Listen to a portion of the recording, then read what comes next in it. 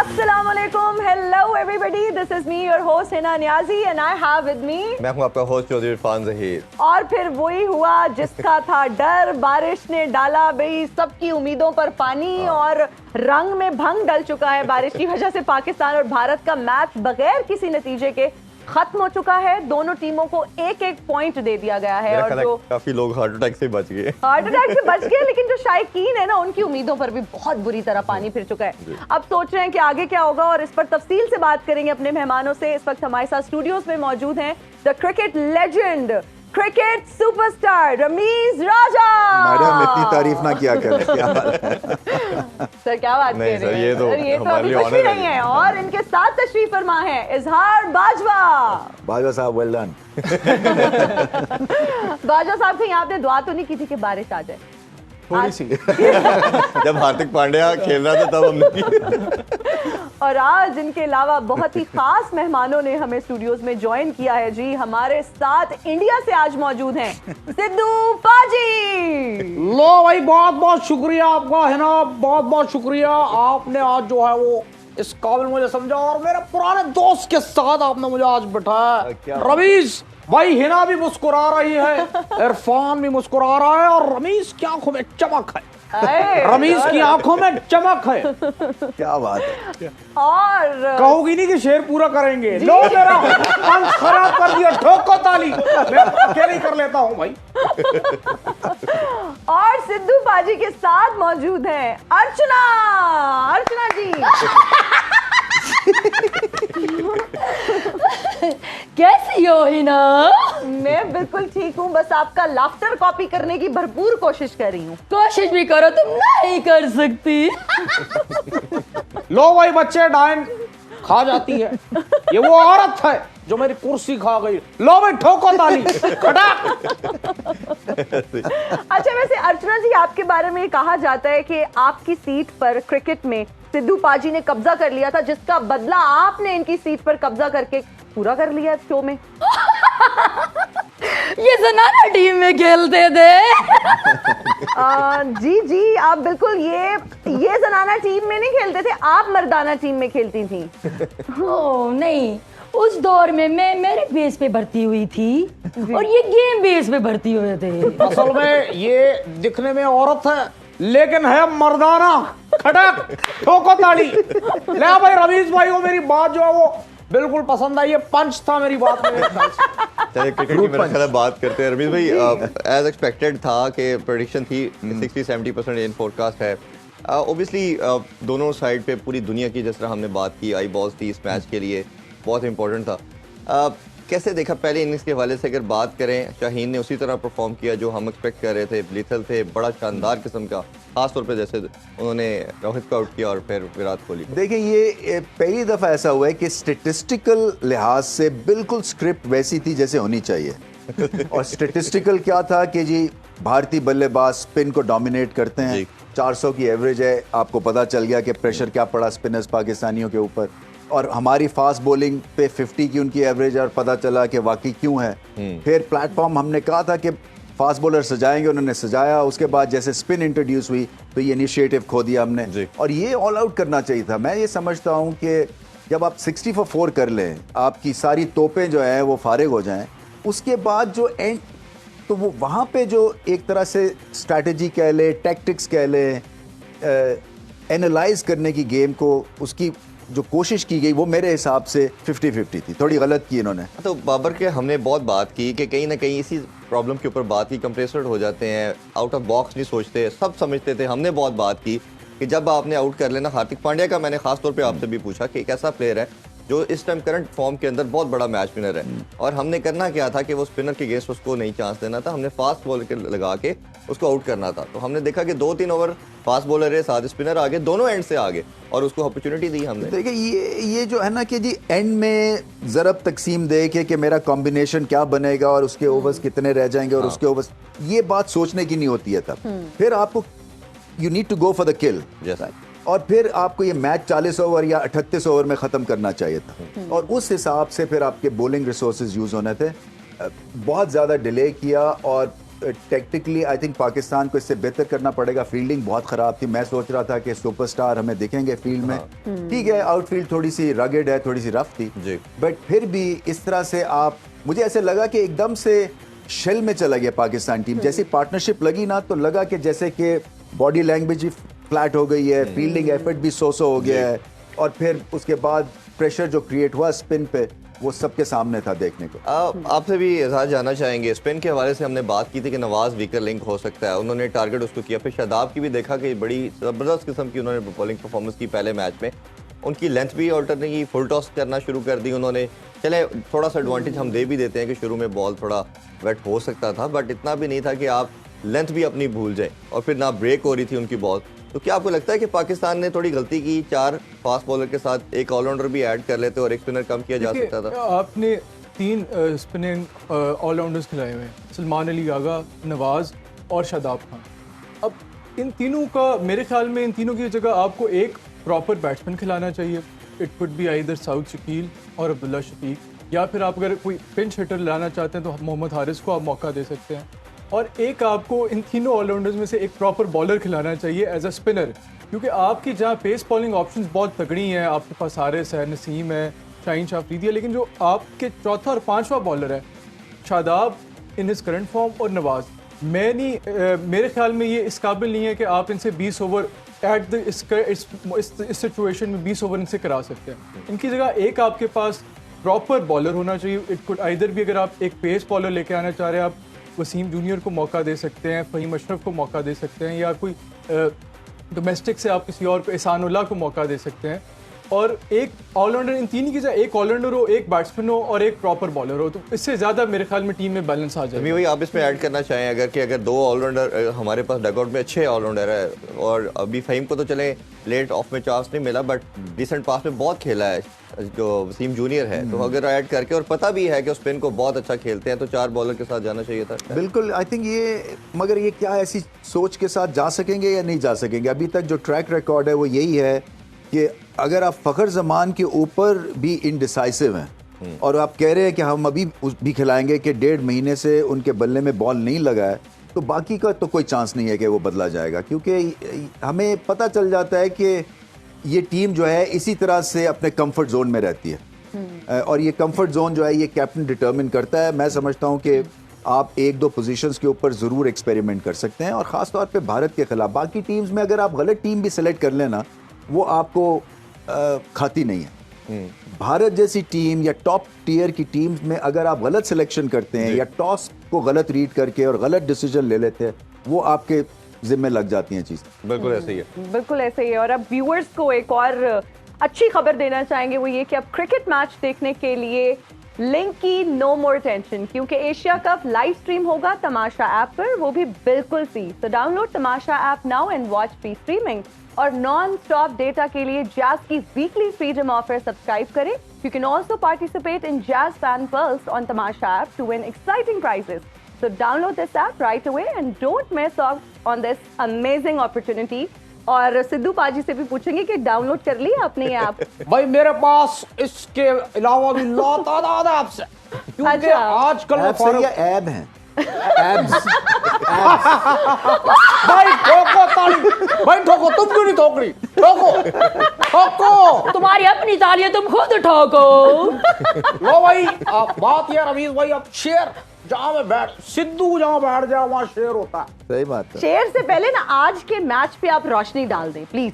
भाई नहीं, वो नहीं ओपनर डाल का सकते, क्वेश्चन करते हैं। वो टॉर्च नहीं लेके आए। नहीं, टॉर्च की बात नहीं है। अच्छा, ये जब ओपनिंग करते थे तो हमेशा वकार यूनुस इनको बहुत अनाउंड है कि पहले ओवर में आउट कर देते थे। अभी भी ये सिलसिलाकार चल रहा है, शहनशाह आपके जो ओपनर है रोहित शर्मा को आउट कर रहे हैं, तो ये कैसे देखते हैं? अभी तक ये सिलसिलाकार चलता चला जा रहा है। भाई मेरे ख्याल से इस बात पे नो कमेंट्स। अच्छा, आप आज के मैच पे रोशनी डालें। रोशनी में मैं घबराता हूँ अक्सर, मैं जब भी पाकिस्तान आऊं मैं रोशनी डालने से यहाँ पे घबराता हूँ। क्यों? पता चले मैं रोशनी डालूं और बिल कितना ज्यादा आ जाए मुझे अंदाजा नहीं होगा, और कहीं मैं रोशनी डालकर चला गया तो पीछे से 50,000 बिल आपको भरना पड़ा तो आपका तो नुकसान हो गया। इस वजह से रोशनी आपकी समदर्दी का बहुत शुक्रिया सर। जी बिल्कुल बिल्कुल। बाकी रमेश भाई, आपके लिए भाई तो नहीं, हम उम्र है, हमने बहुत एक साथ जो है वो खेला है कि नहीं? खेला है, बहुत खेला है।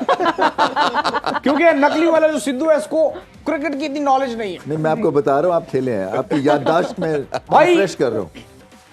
चली बस पैसेंजर लेके, वाह, बस पैसेंजर लेके चली, बस पैसेंजर लेके, रास्ते में उसका एक्सीडेंट हो गया। चढ़ी जो लिफ्ट लेके थी तितली वो हलाक हो गई, और एक हाथी ने की चूहिया से शादी, अगले दिन ही उनकी तलाक हो गई। लो भी ठोको ताली, ठोको। कुछ भी बोल ले, मतलब ये क्या ना काफिये मिल रहे हैं ना, मतलब ये कोई शेर है इतना डिप्रेसिंग किस्म का शेर। भाई ना मेरा काफिया मिलता, क्या अच्छी बात कही ना भाई। दीप, जो ना बात करता काफिया। हूँ, जो बात करता हूँ दिल से करता हूँ और मुंह पर करता हूँ। जी, जो बात करता हूँ दिल से दिल से करता हूँ और मुंह पर करता हूँ। हूँ। लड़कियां बहुत देखी भाई, जी। लड़कियां बहुत देखी, जी। लेकिन तुम अच्छी हो। लो भाई ठोको ताली। भाई आप क्यों नहीं हंस रही? आपका हंसा क्यों? मैं फिक्रियों पे नहीं हंसती। ये स्टेरियो हंसी है इनकी नहीं। अच्छा, वैसे अर्चना जी, माजरत के साथ, एक्टिंग और होस्टिंग करियर तो आपका थोड़ा फ्लॉप हो गया है, तो बताइए कि अभी आजकल ये जो शो कर रही हैं वो आपको रास आ गए? उस दौर में मैं बहुत हंसा करती थी। हर कोई कहता था कि रोज रोज का हंसना तुमको बर्बाद ना कर दे। और सारे मरने यही कहते ने कि ऐदा ही ना हंसना ही इसदा बेड़ा गर्क कर देता है। रमीज भाई, अब जो ये आपके साथ खेलते थे अब डेफिनेटली मुलाकात, तब भी उसी तरह शेर वगैरह सुनाते थे? नहीं, ये बहुत ही नर्वस रेक थे। अच्छा। और ये फिर इन्होंने बहुत ज़्यादा मेडिटेशन की, थोड़ी नर्वस होते थे तो कामनेस अचीव करने के लिए फिर उन्होंने बहुत मेहनत की है इनफैक्ट। और फिर कमेंट्री बड़ी जानदार करते हैं ये, इसलिए कि वो सिचुएशन को शेरों के थ्रू जो है ये बताते हैं। और अब क्योंकि पॉलिटिकल लीडर हो गए हुए हैं, सो इनको मजमे में जो है अपने उनको उसको होल्ड करना आता है। बिल्कुल ऐसे ही। अच्छा, मैच की तरफ थोड़ा बढ़ते हैं। रमी भाई, जब कैप्टन किसी जगह पे फंसता है, कोई प्रॉब्लम में आता है या ऐसी चीज़ें नहीं कर रहा, तो ऑब्वियसली थिंक टैंक का मकसद ही यही होता है, कोच का या बाकी जो सीनियर प्लेयर का, कि कैप्टन को बताया जाए कि बाहर से आप कई चीज़ें ऐसे एनालाइज कर रहे हो तो कई दफ़ा अंदर रहने वाले चले मार्जिन हम दे भी देते हैं कि शायद वो नहीं देख पा रहे। तो ये थिंक टैंक क्या कर रहा है कि आपको नहीं लगता कि हमने नहीं कोई देखा, कोई ऐसे मैसेज जा रहा है, कोई पास हो रहा है और बाहर से हम लोग सारे ये बात करेंगे चीज़ें ठीक नहीं हो रही? देखो इरफान, ये जो थिंक टैंक होता है ना, ये अजीब किस्म की एक बीस्ट है। क्योंकि अगर कप्तान जो है इनको एंगेज करेगा तो ये एंगेज होंगे जी, और अगर कप्तान ये कहेगा कि लेट मी बी मी, तो फिर वो बाद में उसको बता सकेंगे। और मेरे ख्याल में बाद में बताने में लेट हो जाता है, क्योंकि ये मैच जो है ये देखिए 266 बहुत स्कोर करवा दिया इस सिचुएशन के हिसाब से। हालांकि पाकिस्तान कहेंगे ये कि ये 48 ओवर में ऑल आउट हो गए, मगर ये 38 ओवर में भी ऑल आउट हो सकते थे अगर ये फास्ट बॉलर्स को पहले यूज कर लेते।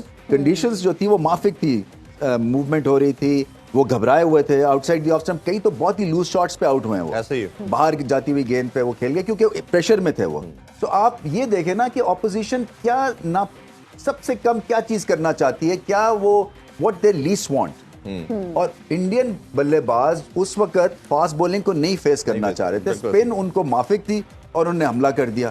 तो ये आपको और ये समझना है पाकिस्तान को कि इस तरह से मुकाबला हाथ से निकल जाना था। पता नहीं क्या सिचुएशन होती, क्योंकि मेरे ख्याल से कम कोई 20-25 रन ज्यादा करवाए उन्होंने। जब आपके 8 विकेटें गिर गई तो फिर बुमराह से मार खाने की कोई जरूरत नहीं। और ये हारिस रऊफ को देखें, हारिस रऊफ जो है वो बहुत आपके एक तरह से लीडिंग बॉलर है, मगर बहुत रन्स देते हैं। और माना कि चले प्लेसिड विकेट है, माना कि हर एक को मार पड़ रही है, तो आप एंड होते हैं 10 ओवर्स 3 for 68, ठीक है मान लिया, मगर इस पिच के ऊपर तो आपको कहीं भी 40 रन से ज्यादा नहीं देने, जिस सिचुएशन में वो थे। नसीम शाह की बॉलिंग का मैं भी जरूर आपसे जानना चाहूंगा, कितनी खूबसूरत बॉलिंग की। तो लेंथ, इनको लेंथ हिट करने की जरूरत है हारिस रऊफ को, ये करते हैं क्या है, ये समझते हैं कि 150 की स्पीड पे मैं हाफ वॉली भी कराऊंगा ना तो अगला उसके पास टाइम नहीं होगा, मगर ये दूसरे बैट्समैन है, इनके पास टाइम भी है, ये एंगल्स भी ढूंढते हैं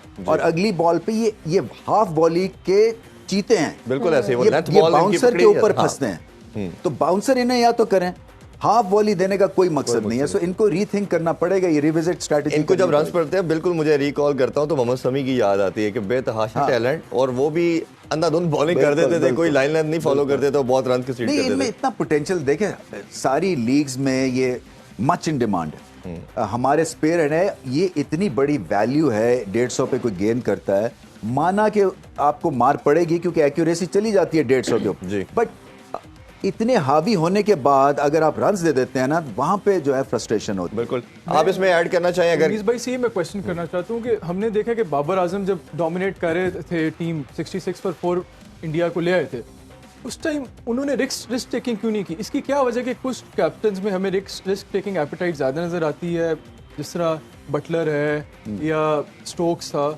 अब जबकि हमारे जो कैप्टन्स हैं सब कॉन्टिनेंट में, उनमें इतनी रिस्क, उनका जब एक कंजर्वेटिव किस्म का अप्रोच होता है वाइल एज ए कैप्टन, इसकी क्या रीज़न है? देखिए, ये पर्सनैलिटी पे भी डिपेंड करता है और ये उनको पता है कि एक फॉर्मूला उनके लिए काम करता है बाबर आजम के लिए, और मेजॉरिटी मैचेस में वो जीतते हैं इसी स्ट्रैटेजी और इसी टेक्निक के साथ, तो क्यों चेंज हो वो?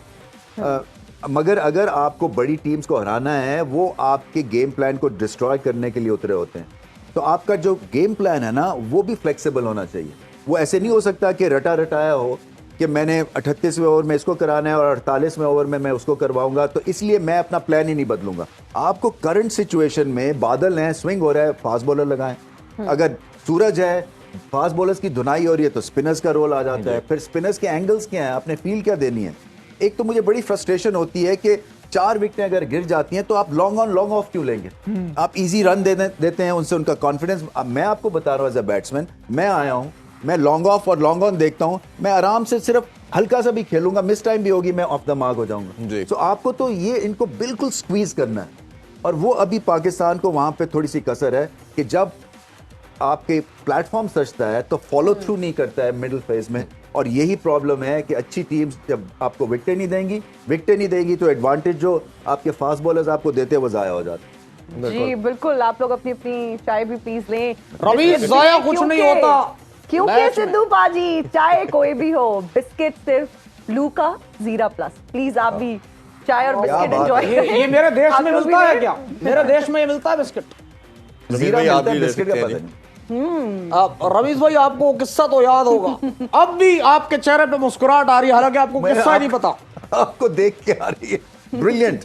ले भाई, ठोको ताली। ब्रिलियंट बोल दिया, ब्रिलियंट। लेकिन आप इधर देख के हंस रहे हैं, मुझे तो देख के हंस नहीं रहे। नहीं, आप वो तो हंसने के लायक है, आप तो सीरियसली आपको लेना चाहिए। आपको याद नहीं? नहीं, आपको कुछ याद नहीं आ रहा? बताए। 92 में आपने मुझे एक तस्वीर दी थी अपनी। अच्छा, मुझे वापस कर दें। वही तो रोना, मैं रो रही हूँ। उस तस्वीर को लेके पता है क्या है, मुझे आप पे एक शेर याद आया है। वो तो सिद्धू साहब के थ्रू सुनाया ना। देखो, ये तो शेर फिक्के कहते हैं ना। हाँ, ठीक है। आप मेरे शेर को सुनोगे तो आप हैरान हो जाओगे। अच्छा, आपका शेर क्या धाड़ता है? इसका शेर शीरे में से निकला है। सिद्धू जी, मेरे शेर को कहने दो। जेरी टूर दिया तय तस्वीर दिती। लो भाई, साउथ पंजाब से अर्चना पूरन सिंह आपके सामने। ठोको ताली। वह तस्वीर अज मैं बनई बैठा, जेरे नक्श लवाए हनी पेरा दे, वो चम चम यार मिटई बैठा। बड़ा सोग है। आ देख ते सही तेरे हिजर दे विच किया कमला हाल बनई बैठा। ए उम्र 18 साल अजण, मैं टेक दीवार दिलई बैठा। ये इसका तर्जमा आप करेंगे। भाई क्या बात है, क्या शेर। ये तो अपने बचपन के, अपनी जवानी के दिनों के किस्से सुना रही है, जब इनको प्यार हुआ था, कि किसी की उम्मीद में बैठा करती थी? इन्हीं की उम्मीद में बैठे करती थी। तस्वीर तुम्हारी बात घुमा कर दी रही है है। मैंने। भाई उम्मीद से याद आया कि उस उम्मीद नाज का हमसे ये मान था कि रमीज भाई, उस उम्मीद नाज का हमसे ये मान था, आप उम्र गुजार दीजिए। मैंने कहा मैं पागल तो नहीं। ठोक दो ताली भाई, भाई ठोको। वैसे आपको याद नहीं, आप जब मुझे अर्चू कहा करते थे। ठीक है, हम अभी हो आपसे सकता है। बात करते हैं। आप अब ठीक है, अपने सही कह रही इमोशंस हैं। नहीं हो तो अब भी सकता है। भाई मेरे हिसाब से ऐसी अर्चू को करचू कर देना। रमीज, आपसे पूछना चाहूंगी कि आप ईशान और पांड्या की पार्टनरशिप के बारे में क्या कहेंगे? बहुत अच्छा खेल है जी। देखिए काउंटर अटैक किया उन्होंने और बताया कि इंडियन बैटिंग में कितनी डेप्थ है जी जी। तो उस लिहाज से वो दिलकश थी, रना बॉल किया और पांड्या उस वक्त आउट ना होते तो बहुत ज़्यादा स्कोर कर देना था। तो ये पाकिस्तान को सोचना अब यही है कि क्या एक एक्स्ट्रा फास्ट बॉलर के साथ अटैक करें और ऑल आउट एक स्ट्रैटेजी उसको रीडिफाइन करें जो कि बेस हो तेज बॉलिंग के ऊपर। अच्छा, अब क्या है, अगर पाकिस्तान और भारत का मुकाबला है कोलंबो में, जी तो कोलंबो में जो अफगानिस्तान के खिलाफ पिच थी, अगर वैसी पिच होगी तो वो तो 60 ऑल आउट की पिच है, लिटरली इतनी खराब पिच है वो। तो उसमें आपकी जो फिर ऑप्शंस देखने हैं कि क्या उसमें नसीम कौन है, नहीं क्या नाम है, अशरफ, फहीम अशरफ। फहीम अशरफ ने बहुत ही जबरदस्त बॉलिंग की थी उस पिच के ऊपर, गुड लेंथ को हिट किया था और गेंद राइज। तो यहाँ पे आपको बॉलर चाहिए जो गुड लेंथ को हिट करेगा कोलंबो में, क्योंकि वो ऑलरेडी गेंद ऊपर नीचे होता है जी।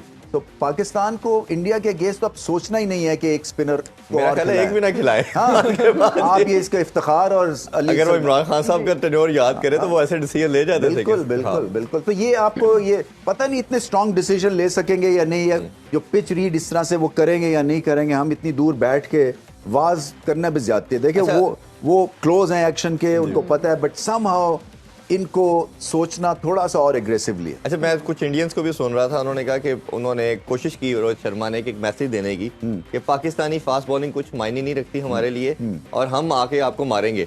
और फिर जब पाकिस्तान ने 4 आउट किए तो उनके गले पड़ गई। तो उन्होंने अंडर एस्टिमेट किया हमारी बॉलिंग लाइनअप को। तो आप भी यही समझते हैं कि उन्होंने ओवर कॉन्फिडेंस शो किया पिच को रीड करने के सर्कस जो तमाम क्लाइमेट जो मेरे लिए जो हाईलाइट था ना इस मैच का, वो ये था कि जो एक फ्रोजन और जो लुक थी ना रोहित की और शुभमन गिल की और विराट कोहली की, ये काफ़ी थी।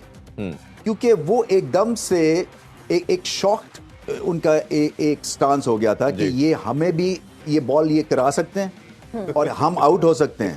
तो उसके बाद फिर रिलैक्स हुए जब वो पार्टनरशिप लगी। बट पाकिस्तान ने जो एक साइकोलॉजिकल जो हमला किया ना, उसमें वो बहुत आगे निकल गए। तो अब जब नेक्स्ट टाइम आएंगे, इनके पास स्ट्रेटजी अब क्या होगी इंडियन बल्लेबाजों के पास कि क्या हमें डिफेंस दिखाना है, टाइट डिफेंस के साथ खेलना, मारेंगे तो आउट ना हो जाए कहीं। तो वो जो डाउट क्रिएट किया ना, वो एक बहुत बड़ा विनर था इस मैच में पाकिस्तान के लिए। जी, आप भी इसमें बताइए। ईशान किशन की बात करें तो उसने आके सबसे पहले काउंटर अटैक उसने शुरू किया, शादाब पे 2 बाउंड्रीज लगाई। 2 बाउंड्रीज के साथ हमने देखा कि बाबर ने फील्ड जो है वो ओपन कर दी। जैसे ओपन की तो ऑब्वियसली फिर रन लीक होना शुरू हो गए, कुछ बुरी फील्डिंग भी की। तो इस हवाले से उनकी इनिंग्स को कैसे रेट करते हैं? बहुत बेहतरीन इनिंग्स थी। पहली दफ़ा पाकिस्तान के खिलाफ खेल रहे थे, यंग टैलेंट है, पोटेंशियल है। जो उनकी इनिंग्स में मुझे सबसे अच्छी बात लगी कि उन्होंने अपनी नेचुरल गेम की। उन्होंने बॉल को मेरिट पे खेला, उन्होंने सिचुएशन से डॉन्ट नहीं हुए, इंटिमिडेट नहीं हुए। और पाकिस्तान के खिलाफ पहली दफ़ा खेल रहे हैं, यंग प्लेयर हैं, यंगस्टर हैं, उसके बावजूद उन्होंने अपना कंपोजर मेंटेन किया, नेचुरल गेम की।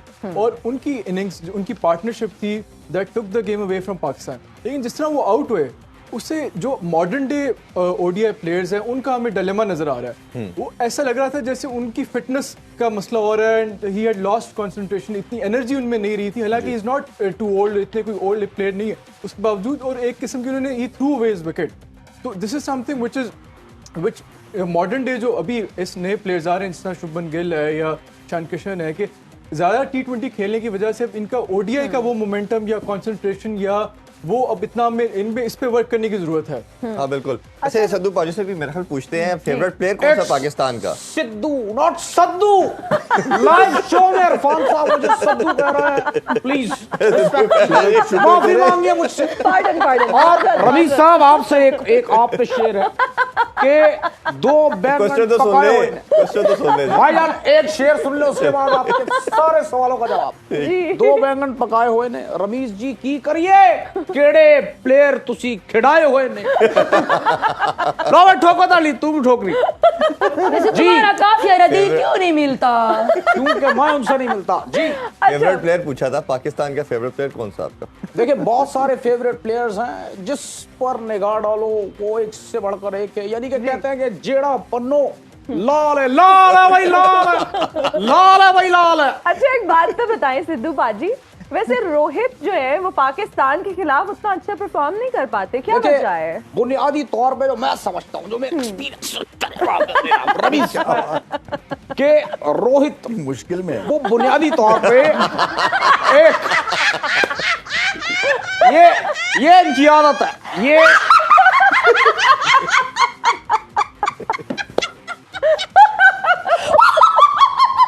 अपना है ना, ये खातून पागल तो नहीं गई। बस कर दिया अर्चना, भाई, बस कर इनकी बैटरी निकाल ले, हंसने की बैटरी निकाल ले। क्या बात, ला भाई इनकी बैटरी निकाले, क्या क्या शेर कहा है आपने भाई। रवीश भाई सवाल आपका था है ना कि जी देखें परफॉर्म क्यों नहीं करते रोहित शर्मा? वो बुनियादी तौर पे मुहब्बे वतन पाकिस्तानी है मेरी नजर में, और जो पाकिस्तान के खिलाफ चलेगा वो कहीं नहीं चलता, और जो पाकिस्तान के खिलाफ जो चले, पाकिस्तान के खिलाफ चलने वाले का आपको भी बायकॉट करना चाहिए। ओहो, मैं उस तरह बात नहीं कर रही कि पाकिस्तान के खिलाफ, आई मीant पाकिस्तान के साथ जब खेलते हैं तो इतना अच्छा परफॉर्म नहीं करते, इतनी अच्छी बैटिंग नहीं होती उनकी। Oh now I got it, now I got it. इसका जवाब नहीं है। नहीं जवाब है, जवाब है, जवाब ये है कि भाई लगता है जो मैंने जो हिसाब लगाया कि मोहम्मद आमिर जाते जाते इसका पासवर्ड जो है वो शाहीन शाह अफरीदी को दे के चला तभी ये हो रहा। सही पॉइंट। नहीं तो आप भी ओपनिंग बैट्समैन थे, तो आपको कुछ टेक्निकली बताए ना हमें कि क्या मिस्टेक करते हैं वो इन स्विंगर पे। मिस्टेक्स जिंदगी में हर इंसान मिस्टेक करता है, इंसान मिस्टेक का पुतला है, और यहाँ भी एक मिस्टेक हो गई होगी, लेकिन पता नहीं किसी को कि क्या मिस्टेक हुई है। भाई दो बैंगन पकाए हुए ने, मगर बात ना चेंज करी होंगी। अभी एक ब्रेक नाज़रीन, अभी लेंगे आप ब्रेक लीजिए, ब्रेक तोड़िए। ब्रेक के वापस आके आपसे गुड लैंड सारी डिलीवरीज के बारे से ये भी जानना कि उसको कैटर कैसे करना है। ओके ओके, अभी लेंगे एक ब्रेक, हाजिर होंगे ब्रेक के बाद। देखते रहिए क्रिकेट मस्तियां।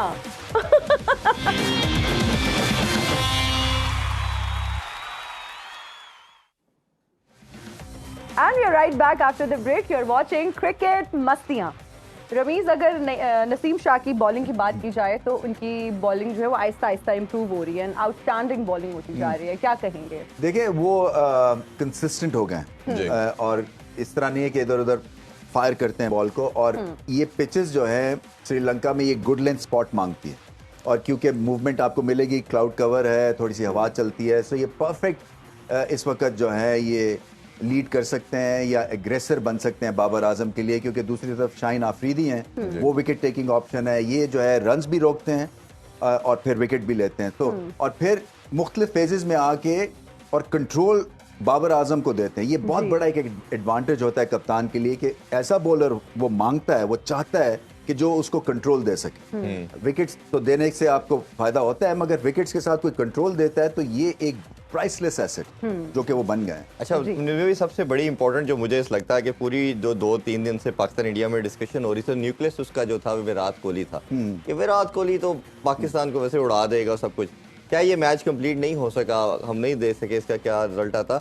ये कितना पाकिस्तान के लिए हेल्पफुल हो सकता है कि जो एक डिस्कशन का बड़ा चंक था वो हमने अपने नाम कर लिया कि विराट कोहली को हम बड़ी जल्दी आउट कर सकते हैं। ना सिर्फ ये बल्कि ऑल आउट किया इंडिया को। देखें ना, इंडिया जो है ना वो फैंसी बैटिंग साइड है दुनिया की, एशिया की नहीं दुनिया की, तो उनको बहुत कारी ज़र्ब लगी होगी, क्योंकि पाकिस्तान की एक तरह से हिकमत अमली जो कि इफ़ी थी उसकी वजह से ये गेम में वापस आए, अदरवाइज कोई चांस नहीं था 4 विकेटें 60 पे जब गिर जाती कि ये वापस आते। तो और जैसे मैंने कहा ना वो शेल शॉक थे, आउट हुए, और ये पिचेस ऐसी हैं, ये विराट कोहली जो खुली शॉट्स मारते हैं ना, ये वैसी पिचेस नहीं है। यहाँ पे आपको ग्राइंड करना पड़ता है, रुकना पड़ता है, और प्लेड ऑन जो है ना इनसाइड एजेस का, उसका ख्याल करना है, क्योंकि स्लो पिचेस हैं, मूव होता है, आप पहले चले जाते हैं, गेंद इधर लग के विकेटों को लग जाता है। तो ये आई थिंक ये इमामुल हक टाइप की पिच है, जहाँ पे आप जो है ना ऐसे करके खड़े रहेंगे, आप इधर एक ले उधर ले, फिर आपको जो बिले मुंह में उसी को आप चौका लगाए। बैक फुट पे जिस तरह आप बात कर रहे थे, तो ये इसके थोड़ी सी जो है ना, और फिर रोहित शर्मा का एक बहुत बड़ा मेंटल ब्लॉक और टेक्निकल ब्लॉक है अगेंस्ट द इन स्विंग। तो उनको ये मसला रहेगा, वो लंबी ड्राइव भी नहीं मारते हैं, वो लेट हो जाते हैं, थोड़े से मूवमेंट उनकी स्लो है, और उनको गेंद ही आगे करने चाहिए। सो हारिस रऊफ को गुड लेंथ ढूंढनी है, शाइन को जो है वो गेंद ऐसे ही रखना है, और ये आपका जो है ना ये नसीम शाह ये ब्रिलियंट है एब्सोल्यूट। जी इजहार से मैं पूछना चाहूंगी, पाकिस्तान की अगर फील्डिंग की बात करें, किस तरह से आप देखते हैं? देखिए, पाकिस्तान की फील्डिंग बहुत ही पैराडॉक्सिकल और कॉन्ट्रडिक्टरी आज रही, जहां उन्होंने अच्छे कैचेस लिए। आप देखें, फखर जमान का बहुत आउटस्टैंडिंग कैच था, बाबर आजम ने भी जो लॉन्ग हाइट वाले कैचेस थे, लंबे कैच थे, ऊंचे कैच थे, वो अच्छे लिए। लेकिन जो ग्राउंड फील्डिंग थी वो बहुत डिसअपॉइंटिंग रही। और खास तौर पे जब 66 फॉर 4 उस सिचुएशन में आपको फील्डिंग के थ्रू ही आप प्रेशर जनरेट करते हो। जब आप स्लॉपी फील्डिंग करते हो, रन्स देते हो, तो इस वजह से जो दूसरे बैट्समैन होते हैं उनको एक आउटलेट मिल जाता है, वो अपने प्रेशर को रिलीज कर देते हैं। इस वजह से मेरे ख्याल में पाकिस्तान ने फील्डिंग के लिहाज से देखें तो 20, 25, 30 रन एक्स्ट्रा दिए हैं आज इंडिया के टोटल में। हाँ जी। अच्छा, सिद्धू पाजी से भी पूछना चाहेंगे कि आज विराट कोहली भी कुछ ना कर पाए फिर? भाई मेरी नजर में तो विराट ऐसा ही था जैसे वो सिर्फ अनुष्का को चाय का कप देने गया हो कि भाई अनुष्का ये पकड़ो चाय का कप, मैं बस अभी वापस आया। क्या बात, ये परफॉर्मेंस उससे एक्सपेक्ट नहीं कर सकते थे। और दूसरी बात ये है कि जो गरजता है वो बरसता नहीं, और जो बरसता है वो गरजता नहीं, और जो बरसे और गजरे गजरे गजरे गजरे गजरे से याद आया कि आपको सिग्नल्स पे जो मिलते हैं गजरे, उनकी क्या खुशबू आप तो सुनिए। वैसे विराट भी पंजाब से हैं, आपके इलाके से ही है वो। अच्छा, वैसे क्या बात। अच्छा जी, आप भी कुछ कह रही थी ब्रेक में कि ये हंस रही है, कह रही कुछ नहीं, क्योंकि ये एक बुनियादी तौर पे हिली हुई औरत। वैसे तो मेरा ख्याल है कंपटीशन काफी ज्यादा हंसने का, और मेरा ख्याल है आपकी सीट खतरे में मुझे लग रही है ना। आप नहीं ना, लोग मुझे अक्सर कहते हैं कि तुम्हारा हंसने के अलावा तुम्हारे पास कख नहीं है। आपके पास? हाँ, जी, सही कहते हैं। लेकिन मुझे तुमसे ज्यादा खतरा है, पता है क्यों? मुझसे क्यों खतरा है? मुझे ये लगता है कि तुम मेरे शो पे कब्जा कर जाओगी। अच्छा, लेकिन तुम जितनी भी कोशिश कर लो, तुम कुछ नहीं बिगाड़ सकती मेरा, क्योंकि एक कब्जा ग्रुप नहीं है। पता है क्यों? क्यों? तुम मेरी तरह नाक पे गुस्सा नहीं मार सकती।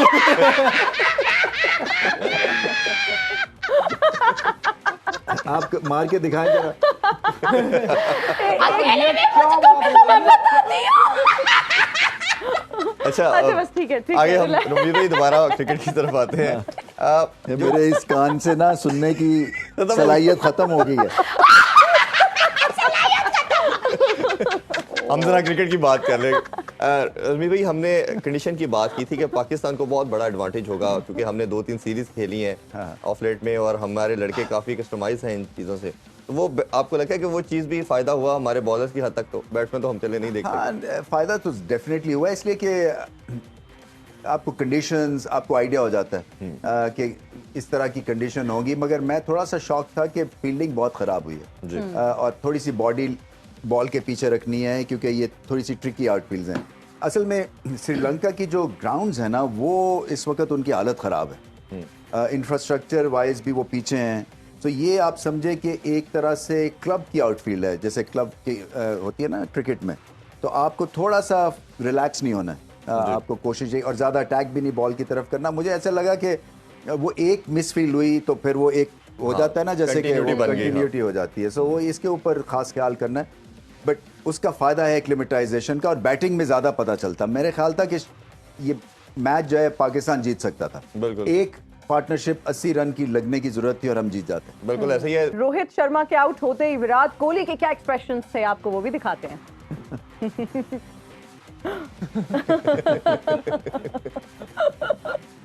ये वैसे अब पूरा सोशल मीडिया पे मेरे ख्याल है इसकी बहुत बरमार थी। अच्छा रमी भाई, जो आपने बात की गुड लेंथ की बॉल्स पे ज्यादा हमें देखा कि विकेट्स मिली, स्वाय पहली या दूसरी विकेट थोड़ा आगे बॉल की शाइन है। तो मेरा ख्याल है कि ये अब हमारा माइंडसेट ये बनना चाहिए हमारे बॉलर्स का कि इसी लेंथ को फॉलो करना है, और आगे जो भी रिमेनिंग मैचेस है, ऑब्वियसली कल तो ट्रैवल करके पाकिस्तान आएंगे, और मैच खेलना एक राउंड सुपर 4 का, तो इस हवाले से क्या कहना चाहेंगे आप? जी बिल्कुल, ये मुश्किल होती है गुड लेंथ ढूंढनी, इसलिए कि कहना आसान होता है, मगर ये बैट्समैन की हाइट देखते हैं, उसका देखते हैं वो फॉरवर्ड कितना जाता है, क्रीज पे कहाँ खड़ा हुआ है, फिर आप गुड लेंथ उसके अकॉर्डिंगली डिफाइन होती है। सो ये कईयों की नेचुरल एबिलिटी है, जैसे शाहीन आफरीदी नेचुरल हिट करते हैं गुड लेंथ, इसी तरह से नसीम शाह क्योंकि आउट स्विंग करते हैं ना, तो उनका वो एंगल गुड लेंथ का बनता ही बनता है, क्योंकि गेंद आगे करेंगे तो उस पर ड्राइव पड़ के उनको रन्स पड़ते हैं। सो एक नेचुरल गुड लेंथ है नसीम शाह की और शाहीन शाह की। असल में जो गुड लेंथ ढूंढनी है ना, वो ढूंढनी है हारिस रऊफ को, मगर वो 150 की स्पीड पे करते हैं, तो मैं समझता हूं कि उनको और ज्यादा बाउंसर करने चाहिए।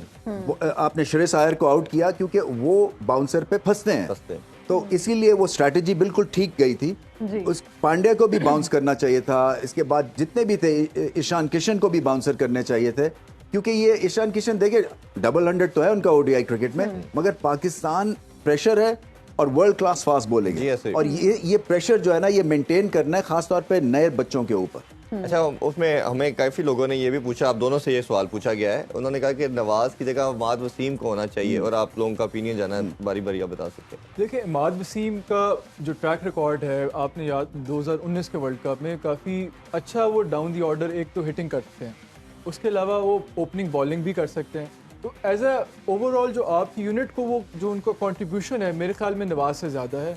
ये मैनेजमेंट को मेरे ख्याल में तो अगर आपने इनको दोनों में से एक को पिक करना है तो on current form Imad Wasim को मेरे ख्याल में। जी रमीज भाई, हमने कल भी इससे वैसे बात की थी, क्या लगता है कि देखिए इमाद वसीम का जो रोल है ना, वो है नए बॉल के साथ, मगर इन पिचेस के ऊपर वो उनका रोल जो है वो रीडिफाइन भी हो सकता है, क्योंकि मिडिल इनिंग्स में भी गेंद फंसता है।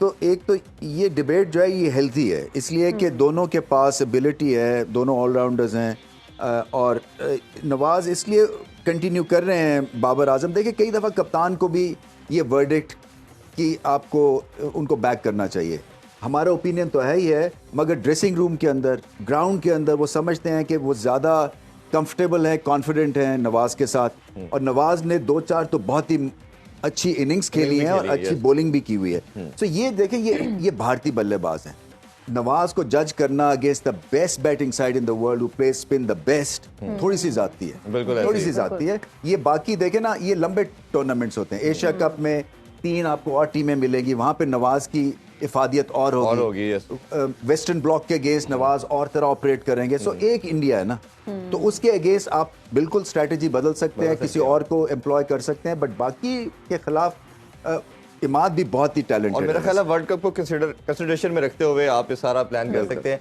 अभी आप सबका बहुत शुक्रिया जी, आपने टाइम दिया। इंशाल्लाह दोबारा कल मुलाकात होगी, और कल ओबियसली एक और मैच खेला जाएगा, अफगानिस्तान वर्सेस बांग्लादेश, बहुत बड़ा मैच है, डिसाइडर होगा उस ग्रुप के लिहाज से।